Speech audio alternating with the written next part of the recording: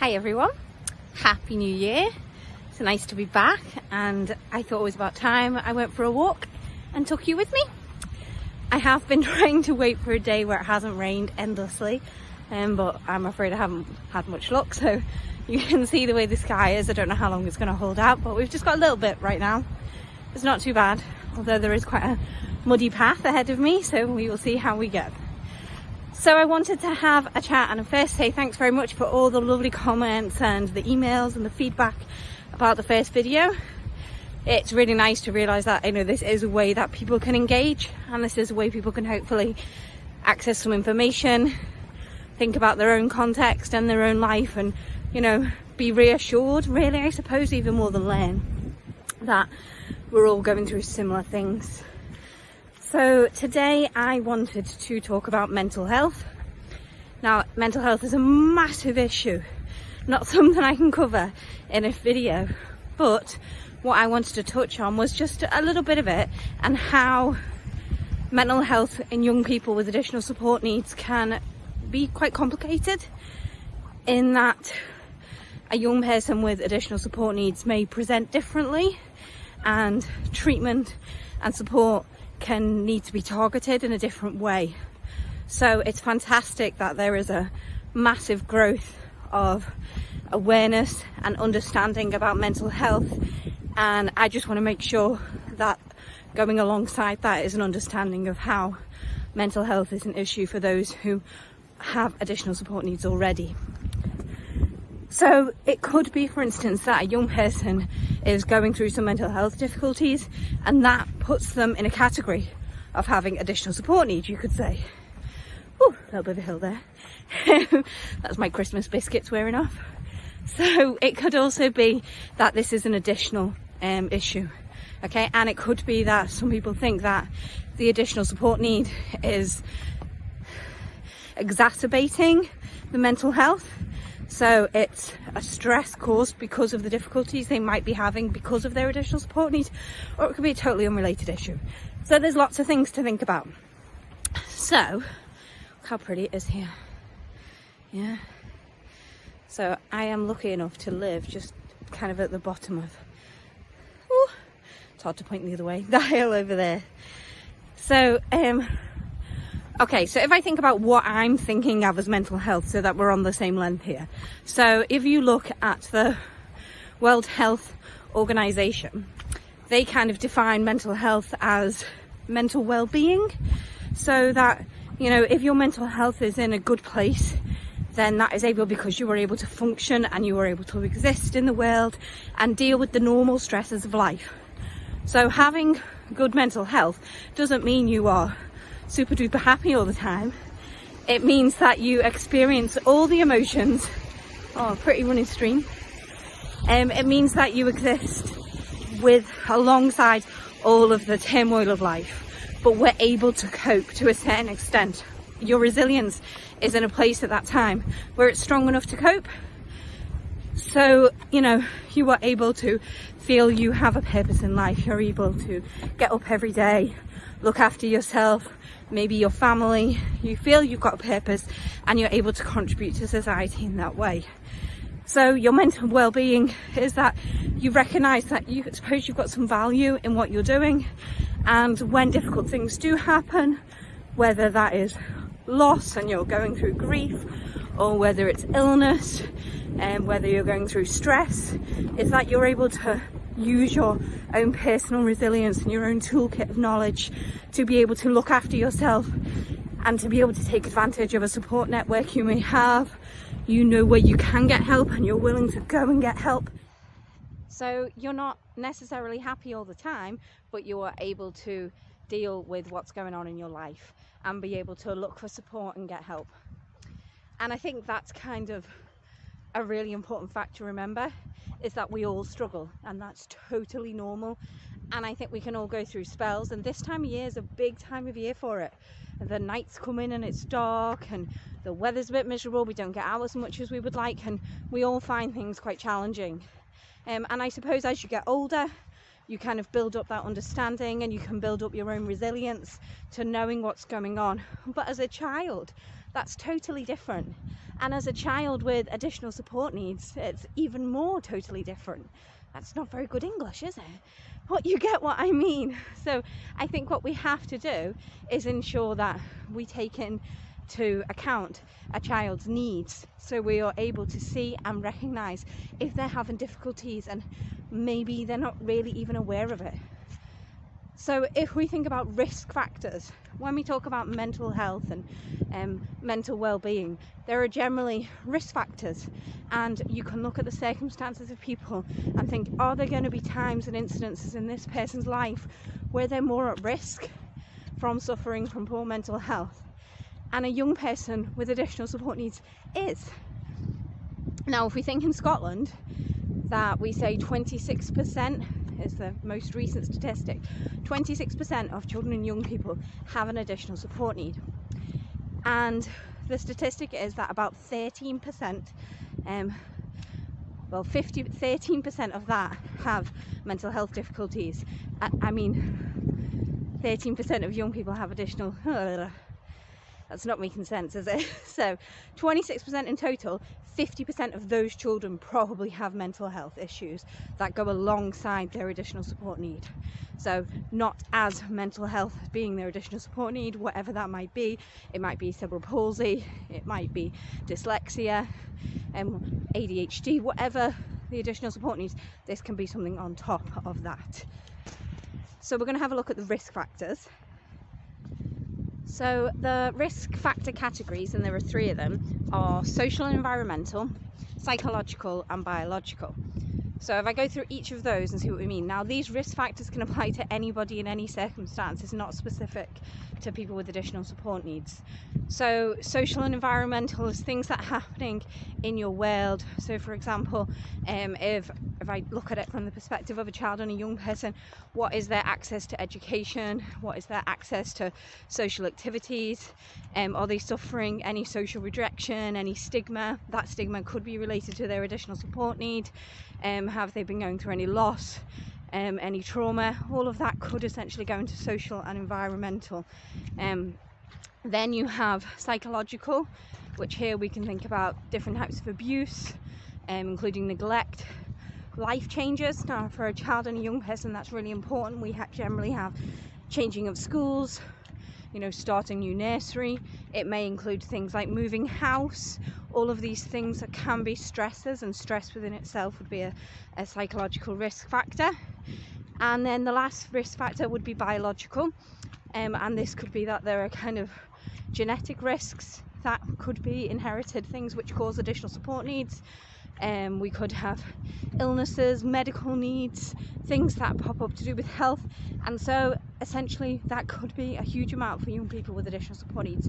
That could be the risk factor that doesn't go away. So we have these risk factors, and then we have to think, so if my child is in these categories, how do I help them? And what does it look like, I suppose? So you have to grow an awareness of, is my child always at risk? And you have to learn to accept that, I suppose, which is quite upsetting, but that's the reality of having your eyes open. When you have a child with additional support needs, you're constantly aware of everything that's going on for them, because there's generally a lot. So if I think about how it might present then, and these things could present for any person who's suffering with mental health issues. Mood swings. Moods are quite apparent in a lot of teenagers, for instance, but a change in their mood swings for how they appear, if that's out of the ordinary for them, is there a reason why?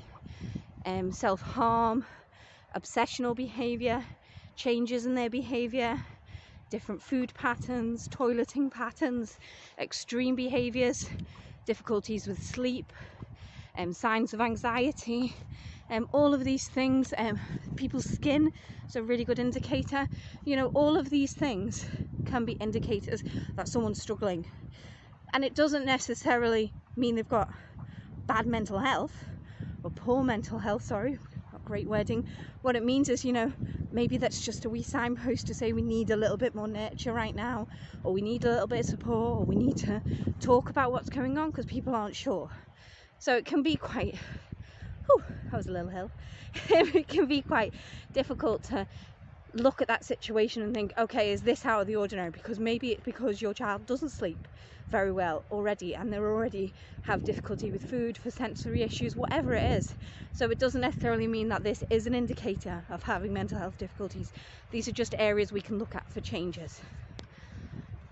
So if we want to sustain our children having positive mental health, then I suppose what can we do to try and help it? So maybe I'll walk this way. It's quite nice. It's very peaceful. Connecting.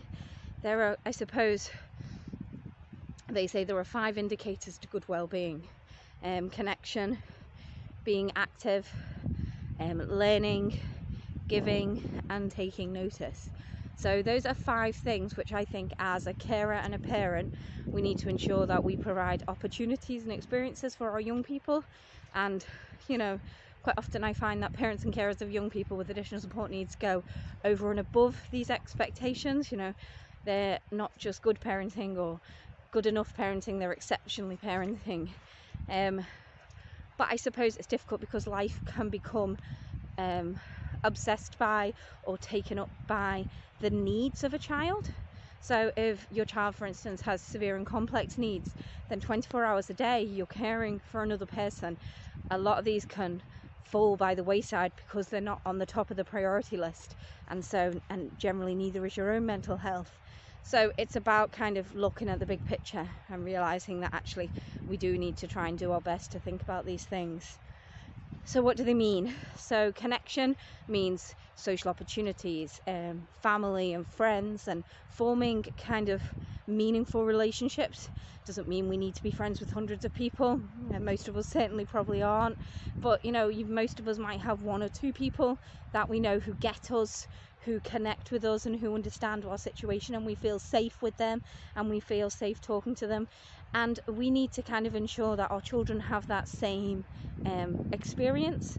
So whether there's another key adult in their life, and there's someone they can speak to and express themselves, and someone else who can notice what's going on for them as well. So that can be really important, and sometimes that's difficult when the opportunity isn't there. So for instance, if we're not engaged in a lot of school activities, or maybe we're home educating, and so we need to just kind of focus on what's at home right now for medical reasons, whatever that issue is, we need to try and find a different way to instigate that connection. And the online world over the last 2 years has totally changed and opened up, and I know of a lot of young people who have amazing friendships that they've formed over online groups and chat rooms and things that are managed in a safe way, to be able to gain that connection where it's not been possible to do it otherwise.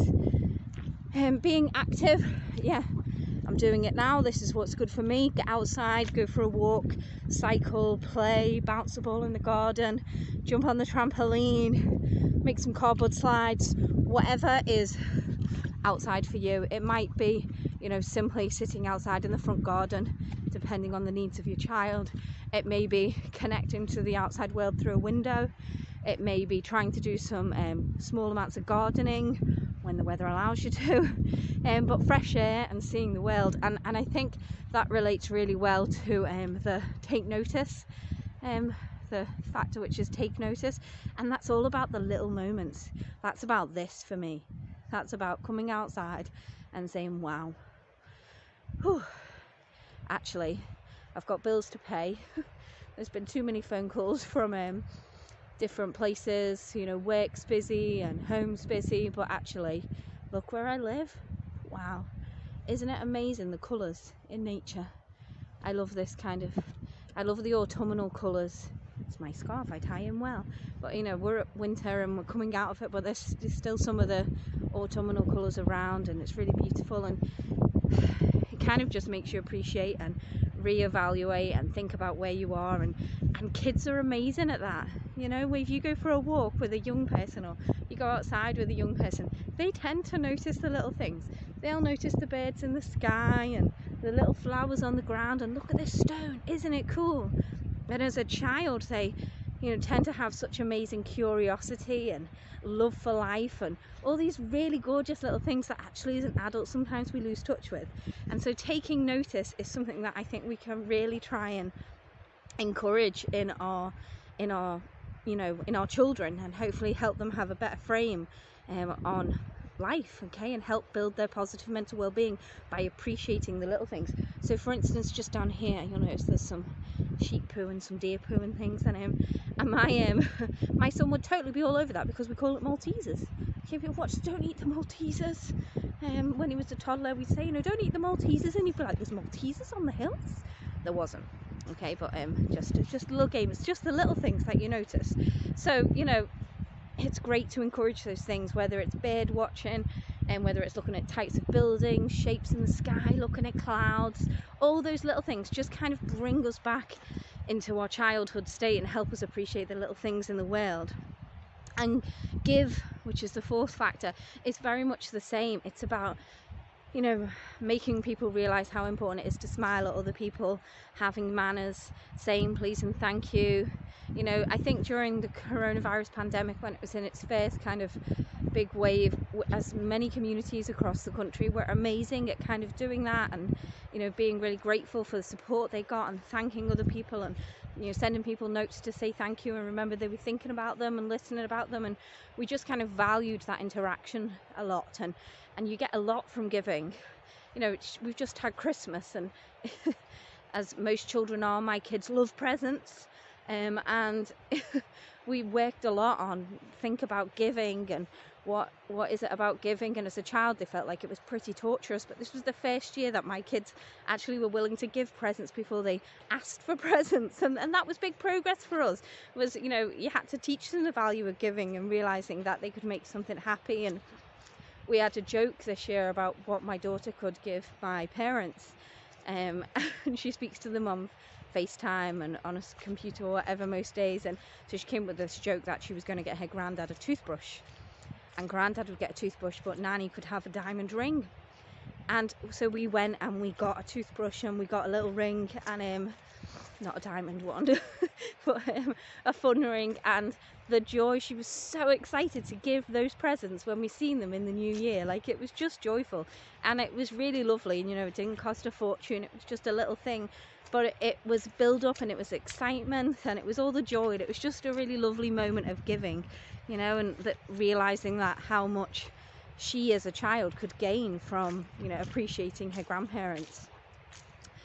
Okay, so keeping learning is the fifth factor in the 5 kind of ways to 5 positive steps of well-being. So keeping learning, and it's kind of about learning something new and trying different things and revisiting things we've done before.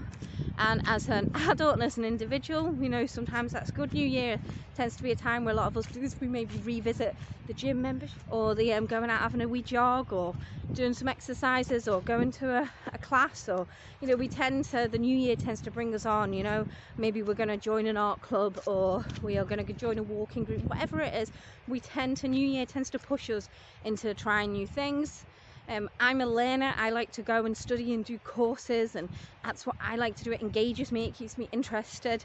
It's what I do to help kind of keep my mind active, and it keeps me busy. And my husband would probably agree that if I'm busy, I'm on better form.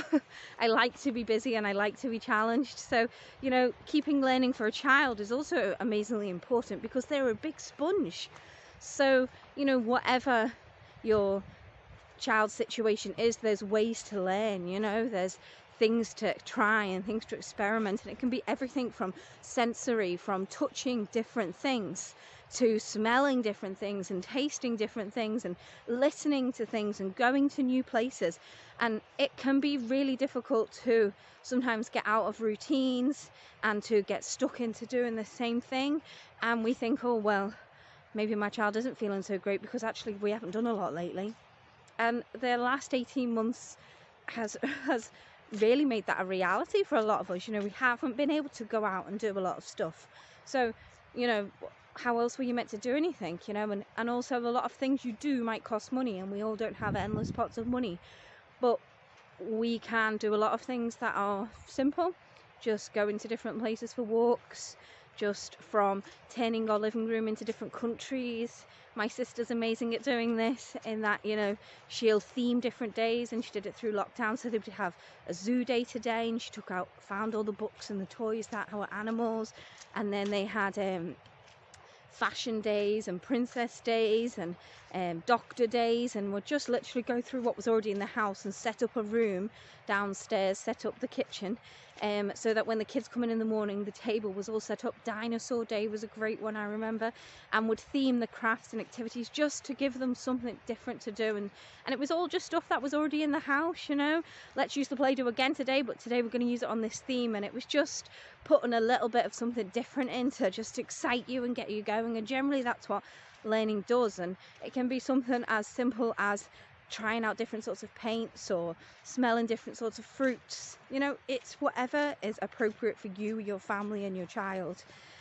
So 5 ways for sustaining well-being. They were connection, be active, give, take notice, and keep learning.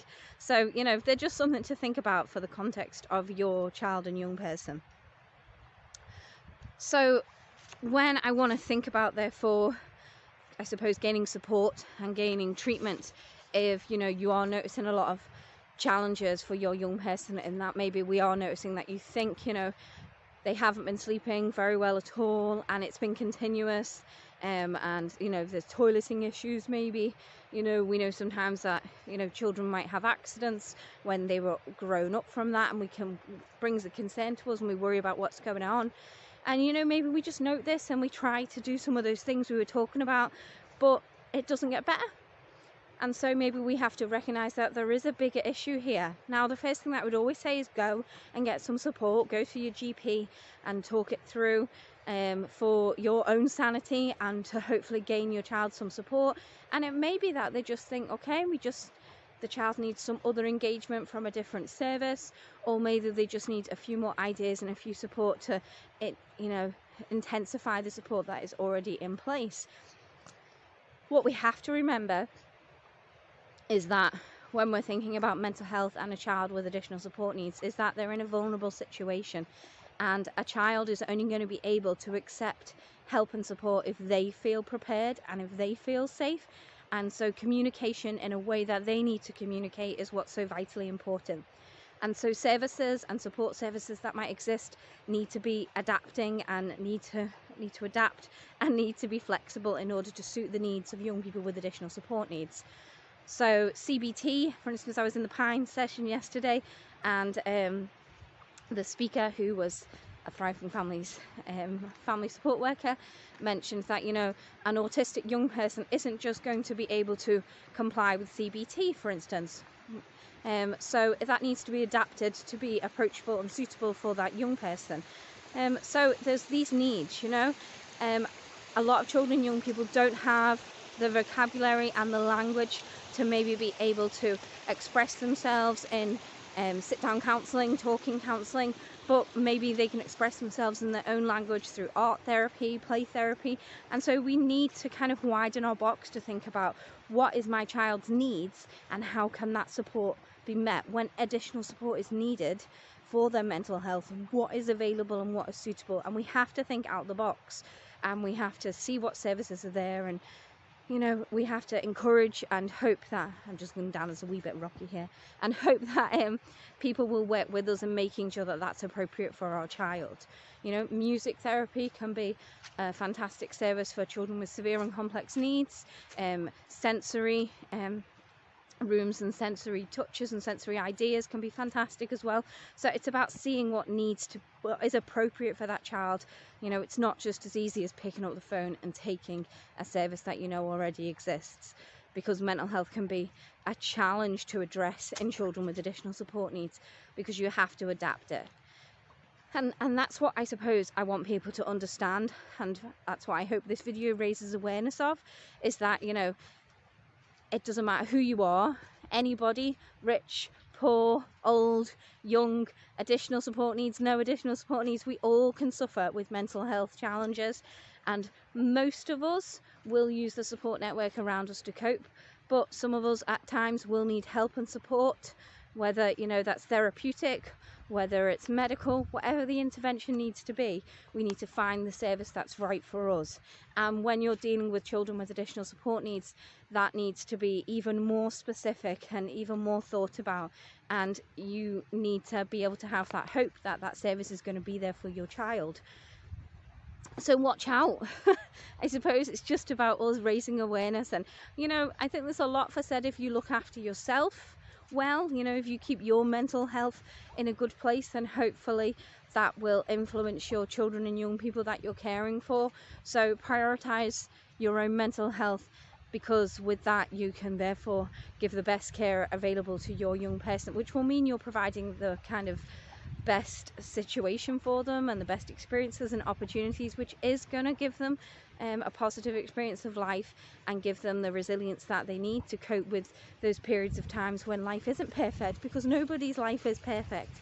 Okay, it can be pretty good and we're pretty lucky. And for instance, for me out here today, I'm so lucky. Even on a murky and grey day, I can come out and be in this environment and breathe this amazing fresh air. And you know what, doing that gives me a little bit of breathing space and breathing time, and I hope you've gained some of that by walking with me today, and that I can go back there and I can finish my work and I can collect my kids after nursery and school, and we can have a really fun weekend and a nice evening, and I've got the energy to be able to be the best parent I can be, and that's all we strive for, to be the best we can be. That's what I tell my son every day when he goes off to school, and that's what it's about. It's about none of us are going to be the best all the time. We're never going to be perfect. What we're doing is we're trying, and that's the most important thing. We develop our resilience to cope with whatever life throws at us. So I hope you've enjoyed the walk today. Yeah, you can actually see there's a little bit of cloud hopefully lifting, not quite any